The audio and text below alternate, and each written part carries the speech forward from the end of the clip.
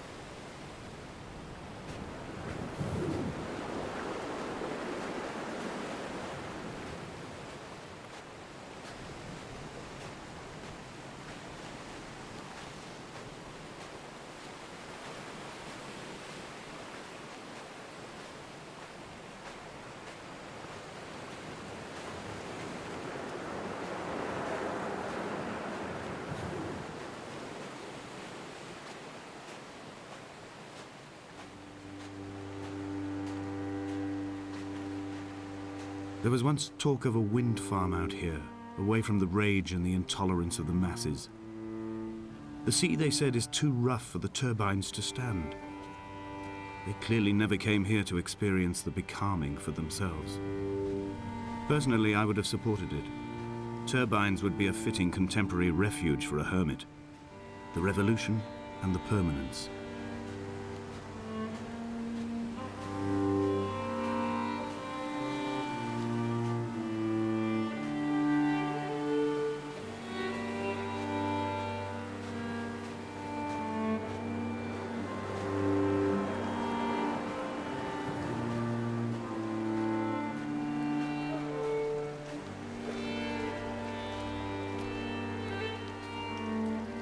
Dear Esther, I found myself to be as featureless as this ocean, as shallow and unoccupied as this bay, a listless wreck without identification. My rocks are these bones, and a careful fence to keep the precipice at bay. Shot through me caves, my forehead a mount. This aerial will transmit into me so. All overexposed, the nervous system, where Donnelly's boots and yours and mine still trample. I will carry a torch for you. I will leave it at the foot of my headstone.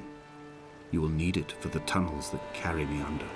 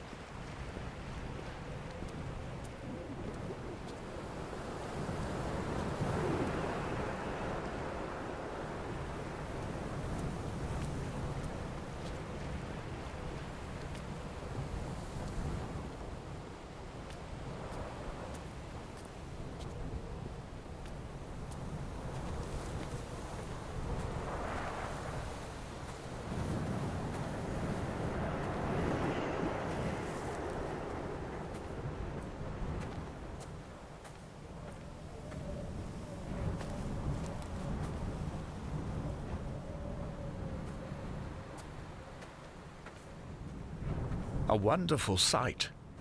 The moon cresting the junction between the cliff path and the stone circle. It cast a shadow of the ridge across the beach, all the world as if you had signed your name in untidy handwriting.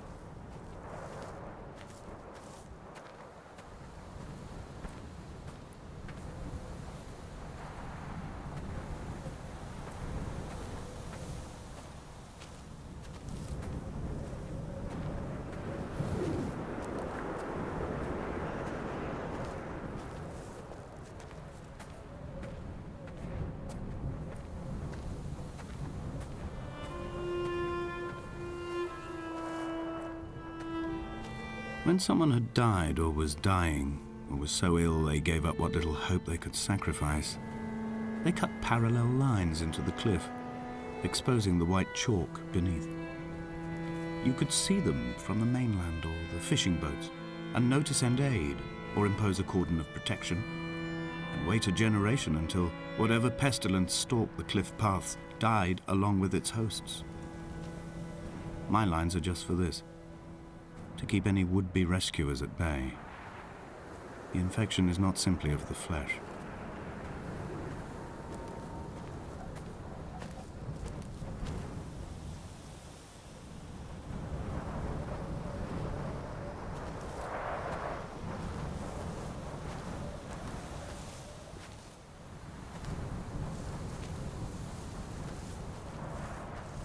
They were God-fearing people, those shepherds. There was no love in the relationship. Donnelly tells me that they had one Bible that was passed around in strict rotation. It was stolen by a visiting monk in 1776, 2 years before the island was abandoned altogether. In the interim, I wonder, did they assign chapter and verse to the stones and grasses, marking the geography with a superimposed significance that they could actually walk the Bible and inhabit its contradictions?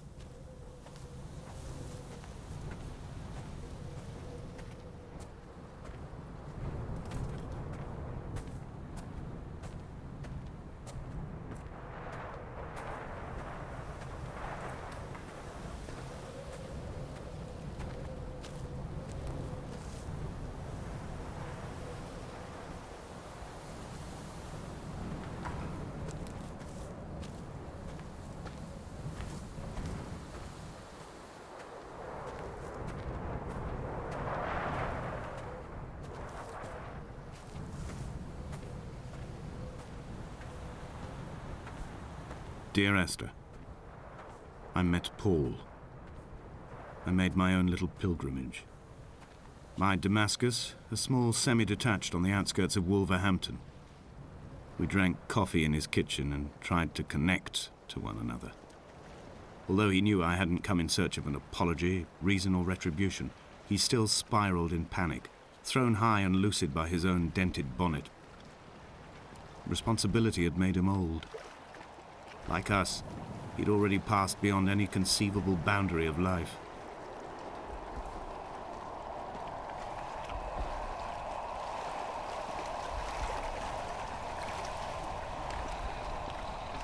I find myself increasingly unable to find that point where the hermit ends and Paul and I begin.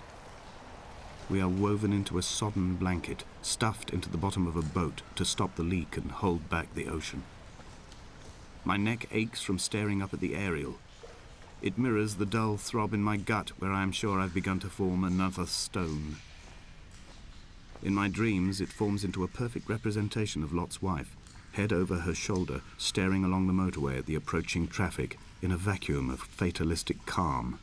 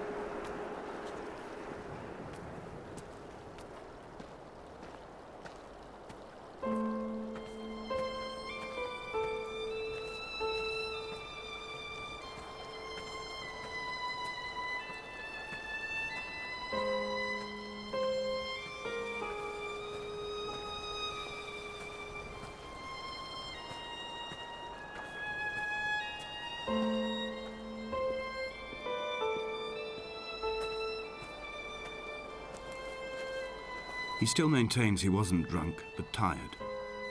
I can't make the judgment or the distinction anymore. I was drunk when I landed here, and tired too. I walked up the cliff path in near darkness and camped in the bay where the trawler lies beached. It was only at dawn that I saw the bothy and decided to make my temporary lodgings there. I was expecting just the aerial and a transmitter stashed in a weatherproof box somewhere on the mount. It had an air of uneasy permanence to it. Like all the other buildings here, erosion seems to have evaded it completely.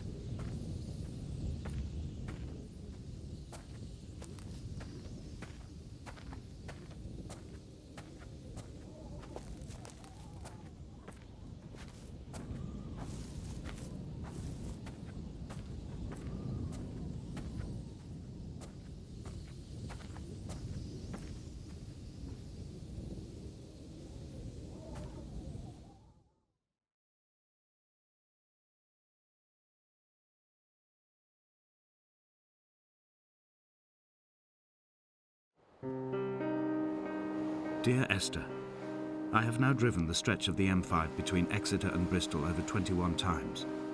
But although I have all the reports and all the witnesses and have cross-referenced them within a millimetre using my Ordnance Survey maps, I simply cannot find the location.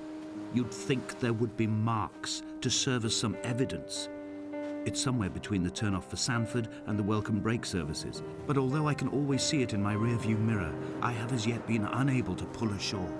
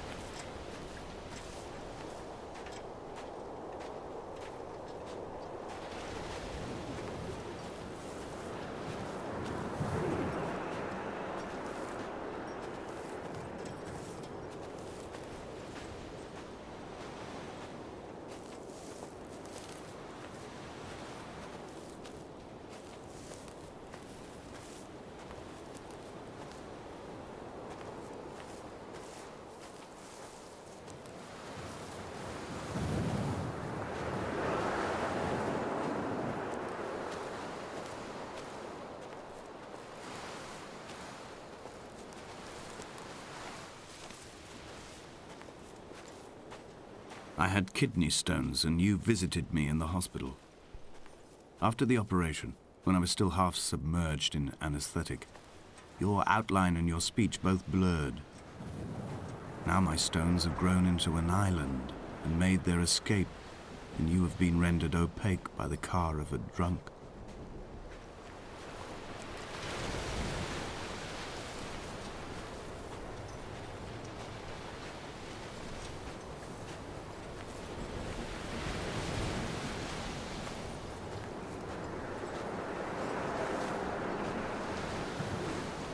There must be a hole in the bottom of the boat. How else could new hermits have arrived?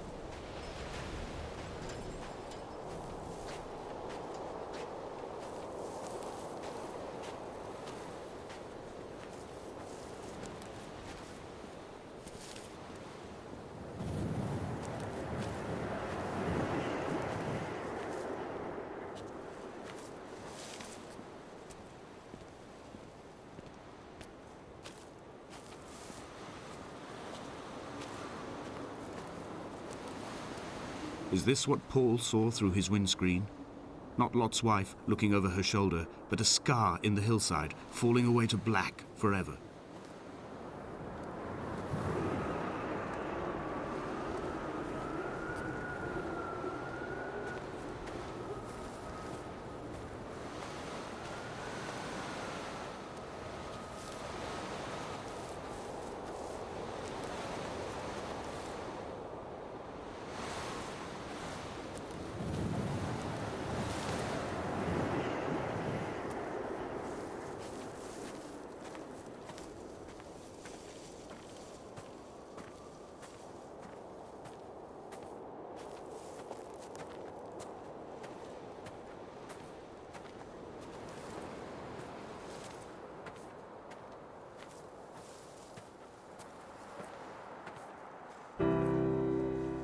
I've begun my ascent on the green slope of the western side. I've looked deep into the mountain from the shaft and understood that I must go up and then find the way under. I will stash the last vestiges of my civilization in the stone walls and work deeper from there.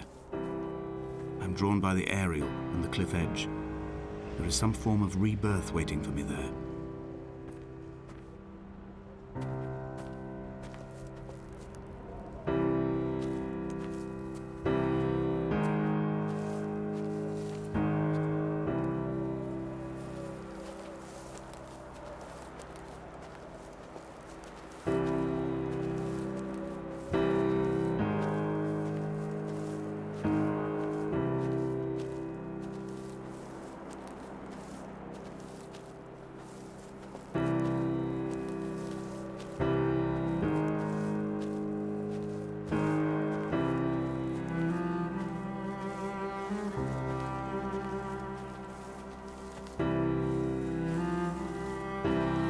bothy was constructed originally in the early 1700s. By then, shepherding had formalized into a career. The first habitual shepherd was a man called Jakobsen, from a lineage of migratory Scandinavians. He was not considered a man of breeding by the mainlanders. He came here every summer whilst building the bothy, hoping eventually that becoming a man of property would secure him a wife and a lineage. Donnelly records that it did not work. He caught some disease from his malcontented goats and died 2 years after completing it. There was no one to carve white lines into the cliff for him either.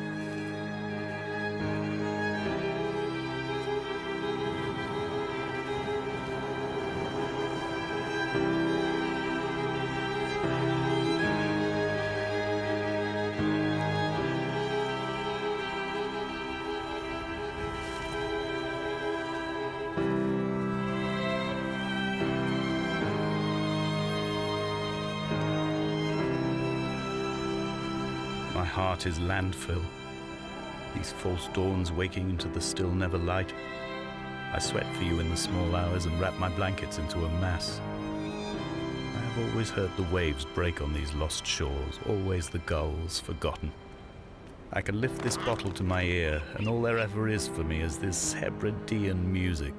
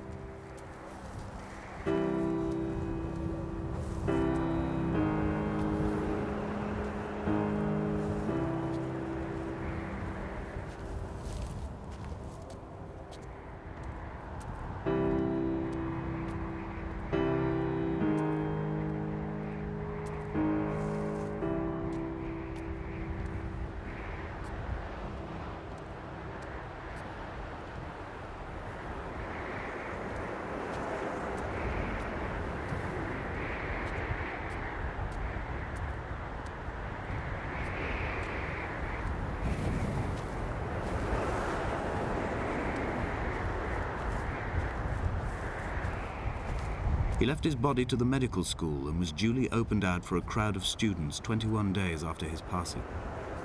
The report is included in my edition of his book. The syphilis had torn through his guts like a drunk driver, scrambling his organs like eggs on a plate. But enough definition remained for a cursory examination, and, as I suspected, they found clear evidence of kidney stones. He's likely to have spent the last years of his life in considerable pain. Perhaps this is the root of his laudanum habit. Although its use makes him an unreliable witness, I find myself increasingly drawn into his orbit.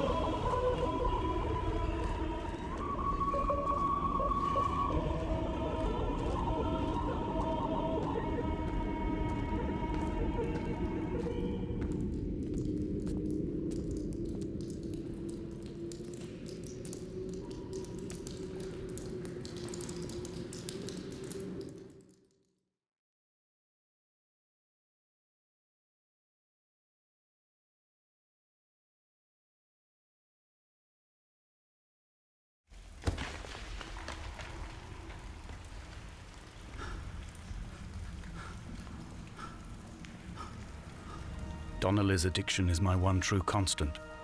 Even though I wake in false dawns and find the landscape changing, flowing inconstantly through my tears, I know his reaching is always upon me.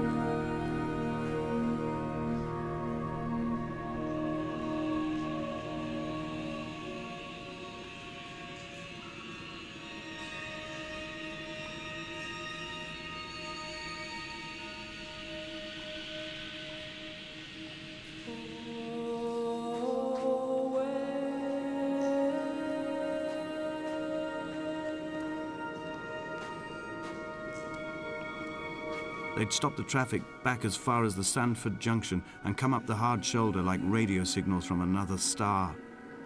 It took 21 minutes for them to arrive. I watched Paul time it to the second on his watch.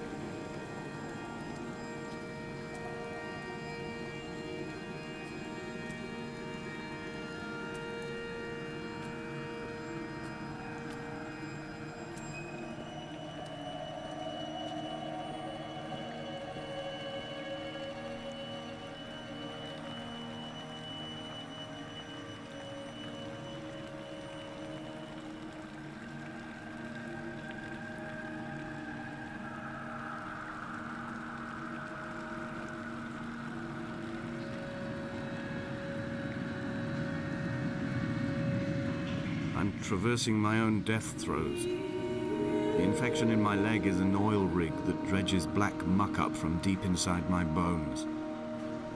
I swallow fistfuls of diazepam and paracetamol to stay conscious. The pain flows through me like an underground sea.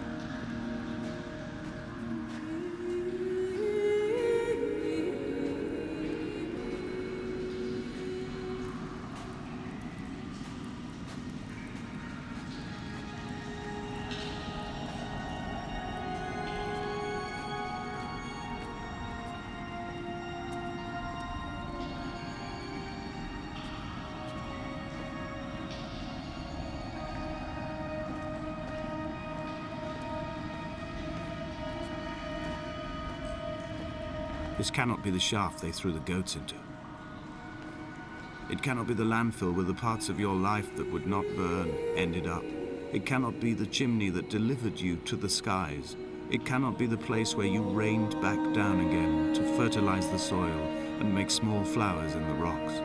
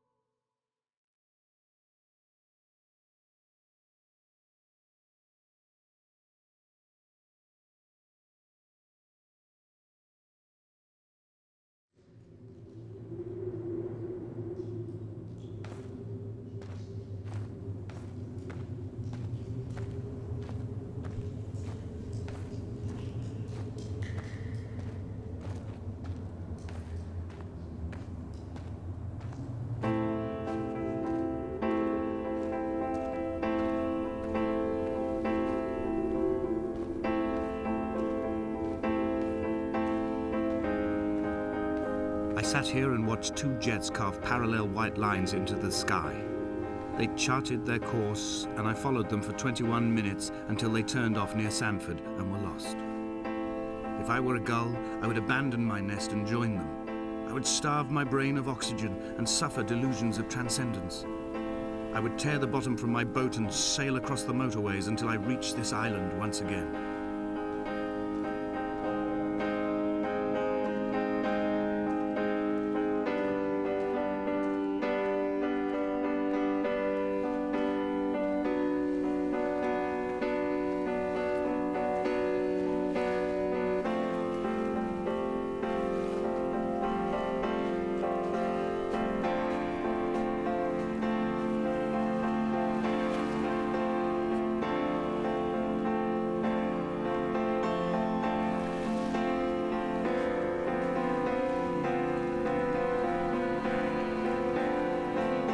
Dear Esther, I find each step harder and heavier. I drag Donnelly's corpse on my back across these rocks, and all I hear are his whispers of guilt, his reminders, his burnt letters, his neatly folded clothes. He tells me I was not drunk at all.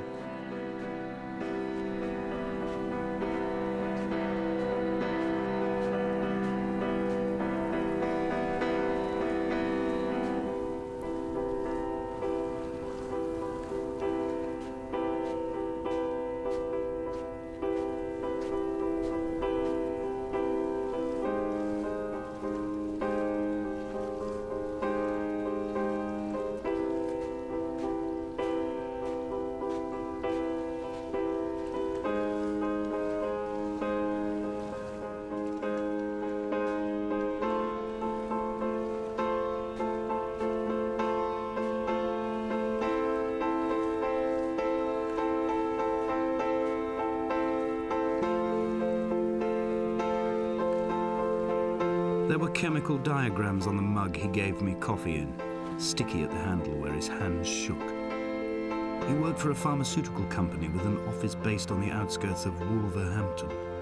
He'd been travelling back from a sales conference in Exeter, forming a strategic vision for the peddling of antacid yogurt to the European market. You could trace the connections with your finger, join the dots, and whole new compounds would be summoned into activity.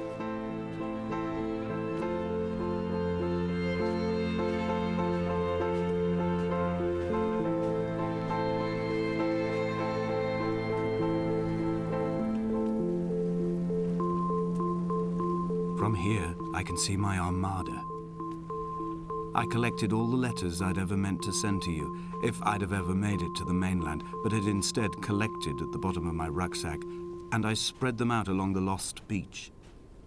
Then I took each and every one, and I folded them into boats. I folded you into the creases, and then, as the sun was setting, I set the fleet to sail. Shattered into 21 pieces, I consigned you to the Atlantic, and I sat here until I'd watched all of you sink.